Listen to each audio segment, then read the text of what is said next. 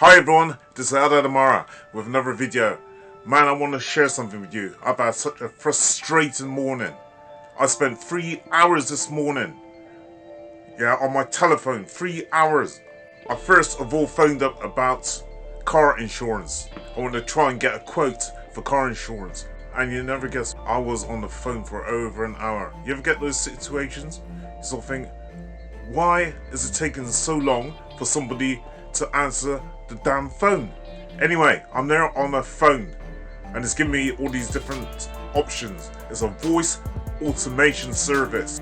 Now it's telling me press 1 if you want to speak about car insurance. Press 2 if you want to talk about household insurance. Press 3 if you want to talk about holiday insurance. Press 4 if you have a complaint and would like to speak to someone. Press 5 and press 5 if you have some other query. Now I'm there on the phone. I'm thinking, I can hear this music playing in the background, and every now and again they turn around and say, you know that it's a very busy time for us. Monday to Friday between 9 to 4 a.m. is a very, very busy time. So if you phone back after this time, you may be able to speak to someone. Or alternatively, you can get onto the computer and you can contact us via this address. Anyway, I'm there, holding on and holding on. Can't seem to get through to anyone. And my credit on my phone is running down. And I'm thinking, come on, hurry up, man. I've got other things I've got to do. What's taking you so long? And it's so frustrating. Then this music cuts off and it goes back round in a loop to the start, and I'm still there hanging on. And then guess what? The phone just suddenly cuts off. Have you ever had that? The phone just suddenly cuts off. I had to phone up this number again. And then I had to go through the system all over again. Can you believe that? Press 1 for car insurance. Press 2 for home insurance. Press 3 for holiday insurance. Press 4 if you have a complaint. And hold on if there's any other inquiry. I'm just there, holding on. Now I'm really angry because I'm thinking, why is it taking so long for me to speak to someone? Then, anyway, I'll get to speak to somebody which I think is a human being. And it's not a human being on the other end of the phone, you know. They got this thing down to art. These bots and this AI. They got it almost down to a T. You can hear pauses, just like a human. You could hear that and the symbols and all the rest of it. And you sort of think, hang on a minute. Is this a human being that I'm speaking to? Or is this a machine? They've got it down to art, I'm telling you.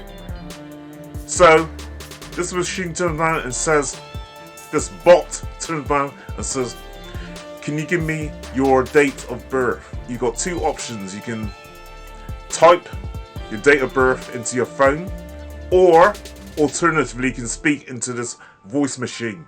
You speak into the voice machine and it doesn't recognize your voice. Sorry, but I didn't pick up your voice. Would you like to say that again? So you go back onto your phone and you say your date of birth again, and it still doesn't recognize. So you do it for a third time. You think, what the hell's going on? Anyway, after about 4 or 5 times, the phone just says, sorry, the voice automation service then says, yes, we've got that now. Now, can you tell me your postcode? You can either type that into your phone, on your keypad, or you can speak into the voice recording machine. So I decided to go into the voice recording machine. Again, after about 3 or 4 attempts, it then recognizes my postcode. The Americans will call it a zip code. Alright? And then the conversation now begins. How can I help you? Why are all these companies starting to use voice automated services, because these services seem to be taking the jobs of human beings. Now, the way that I see it is that, number one, it could possibly be because you don't have to pay the bots any money, whereas you have to pay a human being for their labor. Number two, these things never go to sleep. Yeah, human beings need to go to sleep. We get tired. Bots and AI don't get tired. Number three, we might have complaints and want to go on strike. Bots don't do this. They don't need to go on strike. Yeah, they don't need to complain because their programs are preset by their employers anyway. Also, think about it. We get sick. We take time off for illness. Does a bot need to take time off for illness? No. So, these are possibly some of the reasons why a lot of companies are now starting to use bots and AI. Now, you put yourself in the position of a boss. You would probably decide to use AI or a bot over a human being if it's going to cut down on your cost and you have more productivity. Now, I'm not saying this is right. I'm not saying this is right. I'm saying try and imagine things from the point of view of an employer. How much it will save them in terms of costs, time, money, productivity, and all the rest of it. Anyway, I took over an hour to sort out this insurance. Then I had to phone my bank, and that took 2 hours to go through the same sort of process. Okay, having to give my date of birth, giving certain information in terms of my identity and my postcode, which is all kind of good because at least it's checking security. But having to wait for over 2 hours to be able to speak to somebody, which I couldn't tell whether it's a human being or whether it was a robot. Man, as I say again, they've got this thing almost down to a T. You imagine in the future, you go to ATM where you want to draw out cash.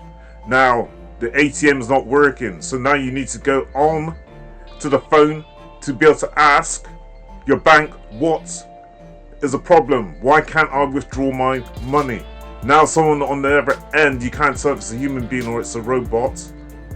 Yeah, turns around and says, well, sorry, we cannot deal with this problem because we don't know what is causing the problem. Who's the person then who's going to be accountable, responsible when you cannot withdraw your money from the bank? Who is the person who's going to be responsible? If it's all automated services, if it's all bots or AI that is taking over. You might go to the bank one day and there's no money in the bank whatsoever. You saved up £30,000 to £40,000, but when you go to the bank, they say no, we haven't got no money. We don't know where this money has gone. Who is the person who's going to be held accountable, responsible for this? And another thing I thought about today, I thought, hang on a minute. When you're speaking into these machines, when you're speaking into these voice automated services, it usually says to you, we are going to be recording your conversation, okay? We are going to be recording your conversation. So, in other words, they're recording your voice. They got your tone of voice. They've got the way that you speak, because everyone has a certain way of speaking. Where is all this information going? Where is all this information going? Now they've cloned your voice. I'll say it again. Now they've cloned your voice because you've been speaking into some machine that has been recording everything that you say. Now it knows your tonation, your voice, the deepness of your voice. Okay? And some people talk very fast, some people talk very slowly. So that's recording all of this information? Where is all that information going? Have you ever thought about that? And have you ever thought, you know, when you speak to these machines and it asks you about 3 or 4 times, oh sorry, but I didn't get that, I didn't catch your name, or I didn't catch your date of birth. May that be a ploy to get the different tonations of your voice? Because we don't all speak like a robot, do we? We have different tonations. Where is this information, I'd like to know, going? Because they're saving that information somewhere. Up in the clouds maybe? I don't know. Underground? I don't know. Sharing it with the NSA, National Security Agency. Sharing it with MI5, sharing it with the government, sharing it with some corporation. I don't know. But do you fully trust the government? Do you fully trust these departments and what they're doing with your personal information? Now they got your voice. Now they have facial recognition as well. Okay? And they have something called biometrics. Go and look up what biometrics mean. Anyway, today I was so frustrated using this thing, having to type in all these various different numbers on my keypad, use my voice and personal information. Okay, where is all this going? Where's all the information going? Could you imagine in 5 or 10 years time everything goes voice automated?